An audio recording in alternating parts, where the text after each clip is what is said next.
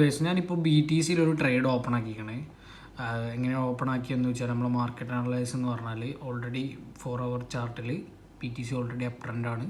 But ഈ ഒരു ലോനെ, അതായത് ഈ ഒരു റേഞ്ചിലുള്ള ഈ ഒരു ലോനെ BTC ഓൾറെഡി ബ്രേക്ക് ചെയ്തു. ഈ ഒരു ലോനെ ബ്രേക്ക് ചെയ്തപ്പോൾ ഇവിടെ ഒരു ചേഞ്ച് ഓഫ് ക്യാരക്ടർ ക്രിയേറ്റ് ചെയ്ത് നമ്മൾ യൂസ് ചെയ്യുന്ന കോൺസെപ്റ്റ് SMC ആണ്.